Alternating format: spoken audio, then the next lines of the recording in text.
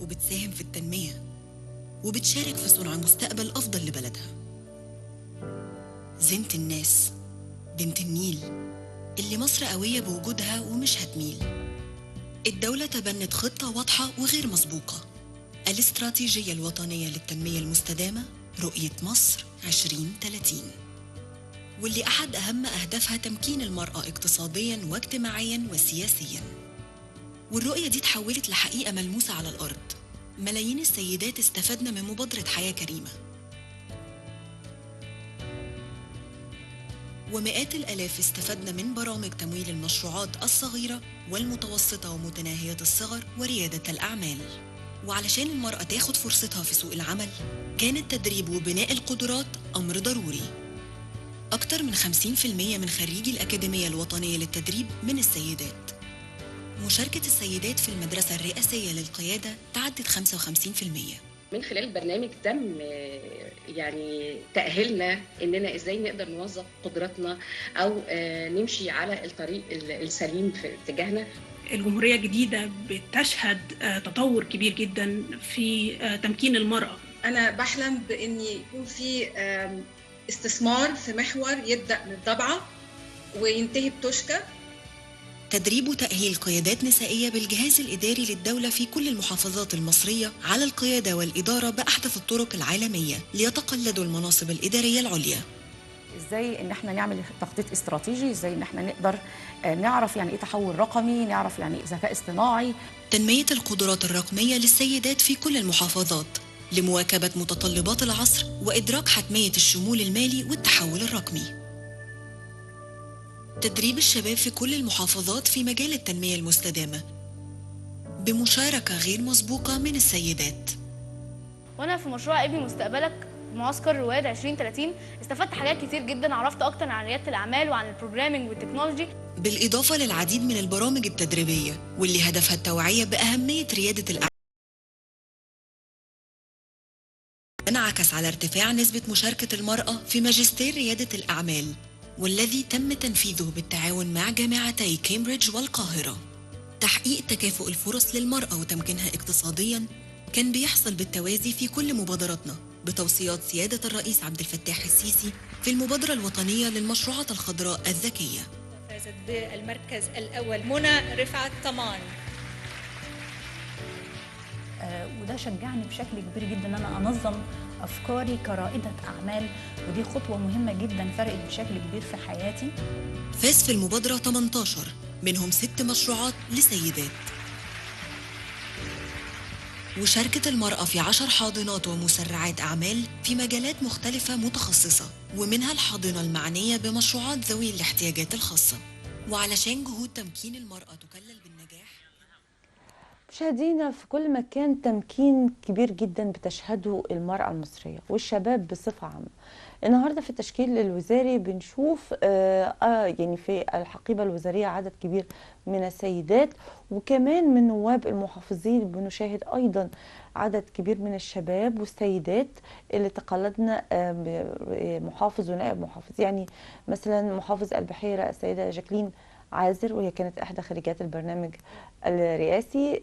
كمان دكتور احمد عبد السلام هنو وزير الثقافه، هو كان خريج البرنامج الرئاسي وكان مرشح لمنصب الاكاديميه المصريه للفنون بروما. والنهارده بنشوف الشباب بيتقلدوا العديد من المناصب، والمراه بتشاهد عصرها الذهبي. خلونا نتكلم مع النهارده ونشوف كمان شاهدة على العصر، شاهدة على تمكين المرأة في عصر غير مسبوق، الدكتورة هاجر كمال، مدير تنفيذي بمؤسسة اسمعونا وأيضا خريجة البرنامج الرئاسي. أهلا بك يا فندم. أهلا بحضرتك يا فندم. إن شاء الله هشوفك في منصب السنة الجاية. إن شاء الله. فرصة كبيرة جدا من التمكين بيشهدها الشباب. النهاردة شايفين مثلا محمد هاني كان خريج البرنامج الرئاسي للقيادات التنفيذية بقى محافظ بني سويف، جاكلين عازر كمان منال محافظ دمياط حقيقي. يعني عايزة أقول لحضرتك شايفين تمكين غير مسبوق. النهاردة الأهمية كيف تقرأين وجود الأكاديمية الوطنية للتدريب والبرنامج الرئاسي اللي قدر يصنع قيادات شابة وخاصة المرأة؟ أكيد. هي البرنامج يعني الأكاديمية الوطنية للتدريب هي صرح يعني يشرف أي حد إن هو يكون أحد خريجيها. بدأت بالبرنامج الرئاسي الدفعات الأولى الPLP، وبرنامج التنفيذيين، وبرنامج وبدأت مدرسة القيادة للمرأة من خلال المصريات بالخارج، ونجح فعلا البرنامج ده جدا. ففكروا ليه ما نعملش مدرسة القيادة للمرأة برامج أخرى تتضمنها بحيث إن هي تساعد على تمكين المرأة في وظائف قيادية. وده كان هدف من مدرسة القيادة للمرأة داخل الأكاديمية الوطنية للتدريب. فتم إطلاق برنامجين. البرنامج الأول المرأة تقود في المحافظات المصرية، وده كان شهر سبتمبر 2023. احنا كنا أول دفعة في البرنامج. وبعدين أطلقوا بعد كده برنامج التنفيذيات أيضا في المدرسة القيادة للمرأة. طبعا تجربة ان الالتحاق بقى كنت ازاي بتقدري احنا كنا بنقدم في اللينك التسجيل. اكيد في ناس كتير بتشوفنا النهارده وعايزين يعرفوا الالتحاق بيكون ازاي. احنا اول حاجة بندخل على موقع الأكاديمية الوطنية للتدريب، بنملى الابليكيشن الخاص بكل برنامج على حدة. طبعا الموضوع منظم جدا وسهل جدا، ما فيهوش اي مشكلة. بيبقى فيه بعض الاوراق الثبوتية المطلوبة لأي حد بيقدم. بيتم فرز الابليكيشنز كلها، وبيتم عمل مقابلة أولية في الأكاديمية الوطنية للتدريب، ثم امتحان لكل المتقدمين، واللي بيحرز نتائج في الامتحان كويسة بيتم قبوله في البرنامج. وده عشان يكون عنده قابلية لاستيعاب تأهيله للقيادة. بالظبط، لأن الامتحان يعني بيشمل على ثقافة، لغة. بالظبط. لا يعني كان أكتر منه مواقف حياتية من واقع المجتمع، وانتي تصرفك فيها هيكون ايه. فهو تجارب عملية أكتر منه امتحان أكاديمي. فهو الموضوع يعني مختلف جدا، ودي حاجة أنا أعتقد إن هي من أنجح أساليب الاختيار. طبعا. انت حضرتك انت اوريدي احرزتي الدراسة الأكاديمية بتاعتك اللي هي الدراسة الجامعية والدراسة المدرسة والسنوات الدراسية العادية. لكن ان انت تكون الامتحان متضمن على تجارب حياتية من ممارسة الحياة بتاعتك وتصرفك فيها ايه، فده نوع جديد تماما من الدراسة واستحداث أساليب حديثة يعني. أكيد. النهاردة شايفة تمكين المرأة بتشهد عصرها الذهبي. كيف تقرأين ذلك، وخاصة حسيتي بإيه لما شفتي بقى يعني دكتور محمد هاني بقى محافظ بني سويف، ومنال عوض كانت محافظ دمياط، حاليا هي طبعا وزيرة. الأمل بقى والطموح عالي معاكم. أكيد طبعا. احنا كمان كان أثناء الدراسة في الأكاديمية الوطنية في البرنامج بتاعنا كان اللي بيدرس لنا خريجي البرنامج الرئاسي الPLP، وبعض النواب من البرلمان اللي هم حاليا في البرلمان وما زالوا في البرلمان كانوا بييجوا يعني يدرسوا لنا، يديونا الليكتشرز بتاعتنا. فكانوا بينقلوا لنا كل التجارب والخبرات اللي هم خدوها على مدار السنوات الدراسة وعلى مدار سنوات الخبرة العملية. فبجد يعني أنا حاسة إن هو استثمار حقيقي بيتم في الشباب، لان نوعيه الدراسه مختلفه. بالتالي كمان حضرتك معانا النهارده مدير تنفيذي. بالظبط. نتكلم عن اهميه العمل الاهلي. العمل الاهلي واهتمام الدوله بيه كمان بانه بيدرب على، يعني هل العمل الاهلي حضرتك بتشتغل فيه وبتشاركوا فيه بيساعد كمان على صنع قائد؟ أكيد طبعا، لأن حضرتك بتتحطي في مواقف بتحتاجي تاخدي قرارات حاسمة. في بعض الأحيان بتاخدي قرار قد يكون يعني مش في ظلم للحالات، ولكن بيكون قرار صائب إن ده مستحق أو غير مستحق، فبيكون ده بناء على حكمك وخبراتك لأي حالة متقدمة. فلا، العمل الأهلي والمجتمع المدني جزء لا يتجزأ، وهو حضرتك من كمان تنفيذ التنمية. بالظبط، خصوصا ان عام 2022 كان عام المجتمع المدني، وظهر فيه يعني كان في أوج تقدمه بتحقيق التنمية المستدامة. أهم الثمار وكمان التحالف الوطني للعمل الأهلي. بالظبط، ده إنجاز كبير عشان يعظم من هذا العمل، وكمان بيكون دوره أقوى يعني في التحالف قوة. بالظبط، وهي نوع من انواع التشبيك. انت حضرتك التحالف عباره عن مجموعه من الجمعيات والمؤسسات الكبيره اللي يتكون منها التحالف الوطني. فده نوع من انواع التشبيك. انا مش هنزل اشتغل لوحدي، انا هشتغل ومعايا مجموعه، وكل واحد فينا هيدي اللي يقدر عليه. اكيد. النهارده وانتم من خلال بقى البرنامج الرئاسي الخاص بالمرأة تقود، وحضرتك كنت مشتركة فيه، اضاف لك ايه؟ أضاف لي تجارب عملية كتيرة جدا، مش مجرد نظرية. أضاف لي إن البرنامج حضرتك بتكوني في مجموعة من قطاعات مختلفة تماما. قطاع أنا مثلا مجتمع مدني، معايا دكاترة الجامعة، معايا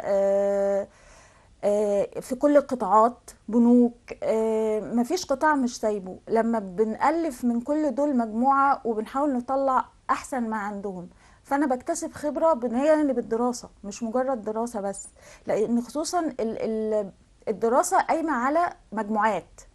يعني أنا بعمل مشروع فلازم من خلال مجموعة، مفيش حاجة اسمها حاجة فردية. فده بيحسسنا بالتعاون، وكل واحد بيحط فكرته، ففي الاخر بيطلع مشروع. يعني ثقافة العمل الجماعي دي محتاجين كلنا ان احنا نتدرب عليها. بالظبط، وهم يعني بيتم التدريب عليها في الأكاديمية الوطنية على احسن وجه، وبيخلق فعلا افكار ابداعية كتيرة جدا. يعني كان من ضمن المطلوب مننا ان احنا نعمل مشروع قومي في احد المحاضرات. عملتوا ايه بقى؟ احنا عملنا مشروع طريق كيمت الدولي. ما هو موجود حقيقي. ده كان اختراعكم في البدايه؟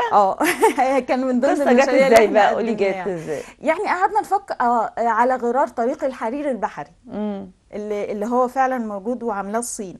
ففكرنا ليه ما نعملش طريق بري يمشي من خلاله في قارة أفريقيا، ويكون مصدر لتبادل التجارة والاستيراد والتصدير في الدول الحبيسة بأفريقيا. ده فكرة، يعني فكرة رائعة. ده مين اللي قالها في الأول؟ إبداعية. إبداعية فعلا. دي جاية من عندكم بقى؟ يعني احنا كنا ده المشروع بتاعنا في أحد الليكتشرز يعني اللي كان المفروض نقدم فيها المشروع، فاشتركنا فيه كلنا. فده العمل الجماعي، هو طلع فكرة إبداعية لدرجة ان احنا ساعتها عملنا ويب سايت للمشروع. هو فعلا رائع يعني. يعني بجد احنا اكتسبنا خبرات كتير. لا بس احنا بنتكلم عليه، بس فعلا نعرف ان مصدره طلاب الأكاديمية الوطنية للتدريب. ده جميل جدا. فيعني ودي بقى افكار، يعني الافكار اضاف لكم سعادة اما انتوا عملتوا حاجة طبعا بجد طبعا. نجاح حلو. طبعا ده بيضيف لنا سعادة لان احنا قدرنا نبتكر حاجة وفعلا طلعت صحيحة. يعني ده جميل جدا. النهارده المجتمع المدني شايفاه دوره ازاي في تحقيق التنمية وخطة التنمية وبناء الإنسان؟ والله المجتمع المدني دوره مهم جدا، ولازم يساند الدولة في كل ما يخص النقطة دي. أولا تنمية الإنسان لازم يتخللها تعليم، تمكين، لأن التعليم والتمكين هيخلوا الفرد ما بيعتمدش بس على مصدر دخل يعوله لفترة قصيرة، ولكن هيمكنه إن يبقى عنده مشروع خاص بيه هو اللي يعوله. فلازم نشتغل على فكرة التفكير، التعليم، ان انا اعلم الشخص ده ان هو يصنع شيء ويستمر. دي التنمية المستدامة، مش ان انا اعطي بشكل وقتي ومع افضل ما ان تعطيني سمكة علمني كيف اصطاد السمكة. مع مرور الوقت هتتلاشى. بالظبط، مفيش حاجة بتدوم. بالظبط، لكن كون ان هو يبقى باني نفسه بنفسه، وبناء الانسان بيبدأ بالعلم. أكيد. والمعرفة. بالعلم والمعرفة نقدر، بدليل أول آية نزلت في القرآن اقرأ. بالظبط بالعلم. دكتورة هاجر، النهاردة في الفترة اللي جاية بقى لما شفتي التشكيل الوزاري والمحافظين وزملاء أصبحوا محافظين ونواب محافظين، إحساسكم إيه؟ إحساس بالفخر جامد جدا، وبالفرحة ان في ناس فعلا وكوادر واغلبهم شباب هم اللي بدأوا يتقلدوا المناصب دي، وده بيدينا امل في ان اللي جاي هيكون بفكر مختلف تماما، بإبداع، بفكر إبداعي، بتيسير الأمور بطريقة غير تقليدية. هيتيح فرص أكبر للشباب إن هم يطمحوا في الالتحاق بالمدارس القيادية، سواء المرأة أو مدرسة الرئاسي، البرنامج الرئاسي PLP عامة في الأكاديمية الوطنية. هيحبوا إن هم يبدأوا يدرسوا ويتعلموا. اكيد، وتطوير طريقه التفكير بالظبط، ودي اهم بتاخد حاجه. وقت بس اتغيرت بسرعه في خلال، يعني في عندنا ثقافه غير معتاده بالنسبه في مصر، لكن انتشرت وبقت دلوقتي بنشوف منها قيادات. بالظبط. بيطلع منها قيادات. الأكاديمية الوطنية والبرنامج الرئاسي بلهم أساليب مختلفة بتخلي الإنسان يتغير، فبيرفع الوعي عنده. أكيد 180 درجة. لما بيخش الأكاديمية غير لما يعني في فرق لما دخلتي غير لما طبعا غير لما خرجت. كنت داخلة ازاي وايه الفرق اللي شايفاه؟ أنا كنت داخلة عارفة إن أنا خبرتي في المجتمع المدني تمام. بس لما دخلت لا، أنا بقيت أفكر. عملت مشروع قومي بالاشتراك مع زملائي. غير كيمت؟ هو كيمت. عملت بدأت أفكر في البلد، في الخطط، في كل حاجة. أصبحت تفكيرك أكثر اتساعا، مش مجرد أنت هتعملي إيه بكرة. لا بالعكس، أنا لا، التطلعات والطموح أكبر. يعني مصر هتبقى شكلها إزاي بعد كده؟ طب أنت شايفة من خلال وجودك النهاردة وعملك مصر هتبقى شكلها إزاي؟ لا، مصر هتبقى أحسن وأحسن، بالشباب الدارس الفاهم المطلع، اللي عنده الفكر الابتكاري، اللي عنده دافع التطور والحماس والشغف. الشغف ده مهم، هو اللي بيؤدي إلى النجاح. أكيد، ده أهم حاجة، إني أكون شغوفة لشيء. كيف لا تفقدين الشغف؟ بإني دايما أمارس اللي أنا بحبه، واتطلع دايما لتعليم طرق جديده واساليب حديثه، ما احسش ان انا متاخره. النهارده شايفه المراه تقدر تحافظ على المكتسبات دي ازاي؟ المراه انا بعتبر ان المراه عامه جواها شخص قوي جدا، فهي محارب في الاصل. فايتر فعلا. بالظبط. فطول ما انا محارب وشايف الصح قدامي، وشايفه ان انا الدوله مدياني فرصه ان انا اثبت نفسي، فلازم اكون على قد المسؤوليه، وده هيخليني احافظ يعني على المكتسبات. مثلا دكتور منال عوض في دمياط كانت ما بتطلعش في الحقيقه، ما بتظهرش في الميديا، ولكن اعمالها بتتحدث عنها، واصبحت وزيره. بالظبط. ده اللي اتعلمتوه، ان انت لا تتحدث كثيرا ولكن اعمل اكثر. الفعل ما يثبت الشخصيه وليس القول. انا ممكن اتكلم كتير جدا، بس افعالي هي اللي هتروج لشخصيتي ايا كانت. طيب النهارده شايفه مبادره حياه كريمه والمجتمع المدني لما قدر يعني يقف مع كل الفئات الاكثر احتياجا، شايفه دوره ازاي في التحديات الحاليه، خاصه الازمه الاقتصاديه العالميه؟ والله حياة كريمة يعني دورها كبير جدا. هي دي ممتدة لشعب غزة حاليا. هي ما بتسيبش أزمة وتضيع كده، لا، يعني هي بتقف مع البلد، وبتقف مع شعب غزة، بأن هي دايما بتقدم الدعم. يعني هي بتبني في القرى والريف المنازل، وعلشان الناس دي تقدر تعيش حياة آدمية، بتدخل المية وبتدخل الكهرباء، وبتعمل تمكين اقتصادي للأسرة كاملة. فهي بتبني داخليا وخارجيا. خارجيا من خلال طبعا دعم شعب غزة بالغذاء والمواد الغذائية المطلوبة اللي يقدروا يوصلوها لهم. فهي طبعا هي مش مبادرة، هي أصبحت مؤسسة متكاملة. يعني حاولتوا تعملوا مشاركة ما بين المجتمع المدني وحياة كريمة والمجلس القومي للمرأة، بأن يكون في تخصيص دور لبرنامج للسيدات الريفيات؟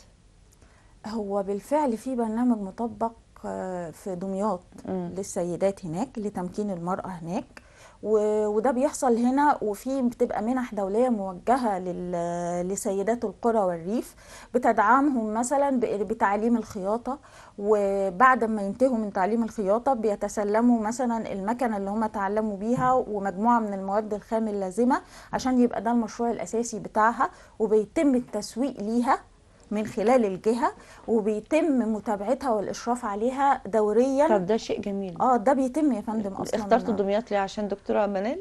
لا خالص.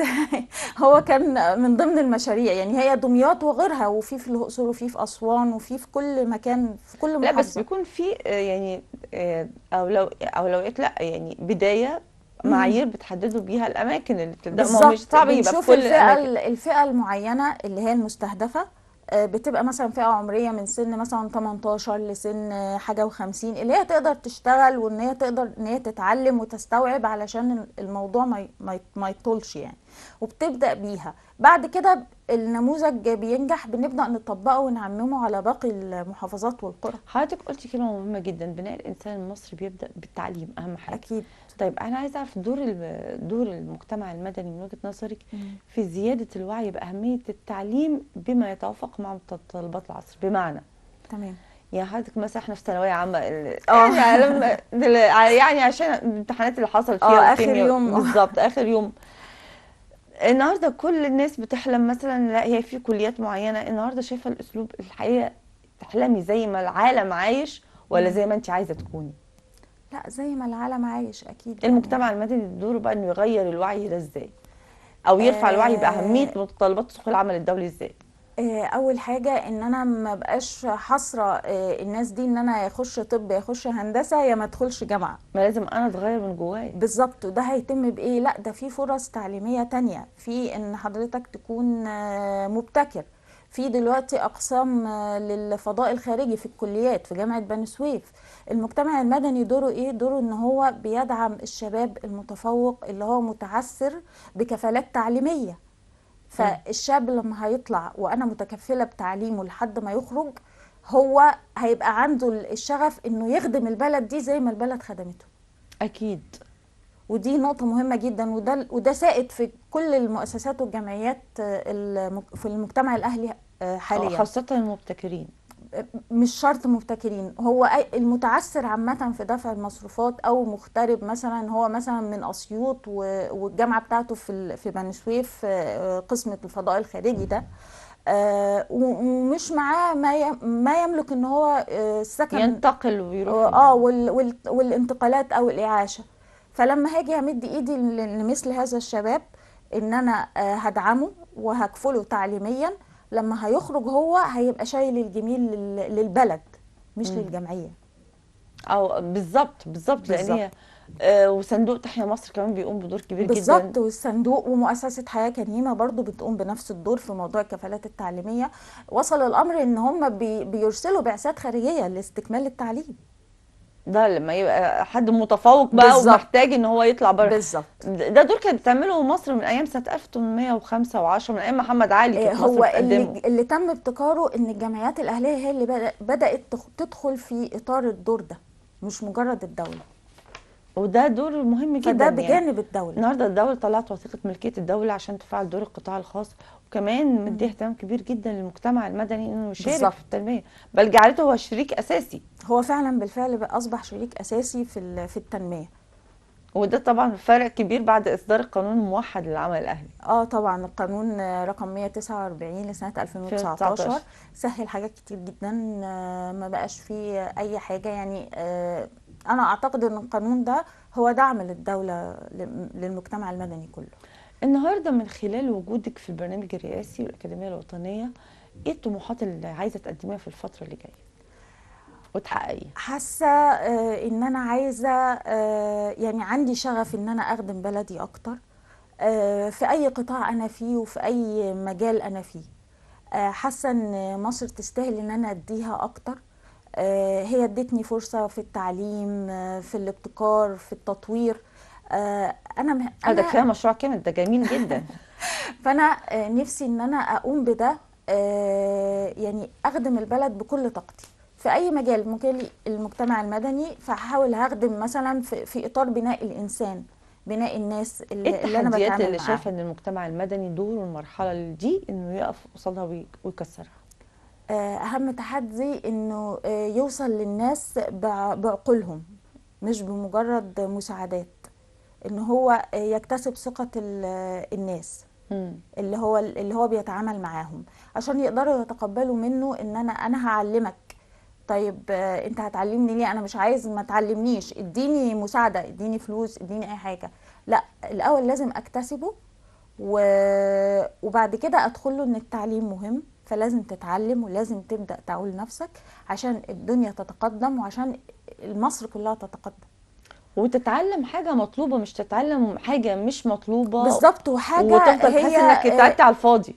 جزء من المكان اللي انت مقيم فيه، يعني ما ينفعش مثلا اعلم حد حاجه وهي مش موجوده. يعني مثلا صناعه، في بعض الصناعات اليدويه بتشتهر بيها بعض القرى في اسوان مثلا، فما ينفعش اقول له لا تعالى اتعلم الخياطه. لا، هو اصلا احسن له ان انا اعمل له حاجه اعلمه بيها الصناعه اليدويه، صناعه الخوص مثلا، صناعات الاشكال اليدويه. هم هناك دور بقى متفوقين. المجتمع المدني في دعم المشروعات، ودي اخر سؤال، يعني دعم المشروعات الصغيره متناهيه الصغر مش صغيره. تمام.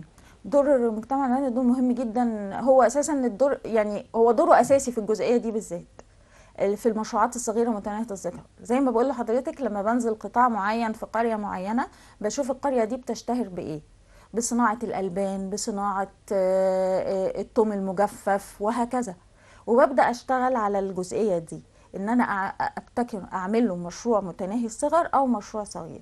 اهم حاجه اوفر له التسويق، لان هم مش مشكلتهم ان هم يعملوا المنتج، مشروع، مشكلتهم التسويق المنتج نفسه. خاصة دلوقتي احنا عاملين كمان التحول الرقمي، فبقى اصبح انك تقدر تعلمهم يبقى ازاي التسويق بقى رقميا يعني. بالظبط. واصبح طبعا ان في منافذ خاصة بالوطنية، فممكن يتم التسويق من خلالها، فاصبحت الدنيا اسهل بكتير. هو بصي مصر عملت في 10 سنين نقلة وطفرة تنموية حضارية ما حصلتش لمدة 30 سنة، ما حصلتش في 30 سنة في الحقيقة. ده انجاز كبير جدا. بشكرك دكتورة هاجر. ميرسي يا فندم. بقول لك يوم سعيد. بشكر دكتورة هاجر كمال، مدير تنفيذي بمؤسسة اسمعونا وخريجة البرنامج الرئاسي. بشكرك يا فندم. شكرا جزيلا لحضرتك. ميرسي. بشكركم مشاهدينا على حسن المتابعة. صباح القاهرة وقته خلص، لكن ما زال لدينا على شاشة القاهرة العديد والعديد من الفقرات المتنوعة، فتابعونا على مدار اليوم. دمتم في أمان الله.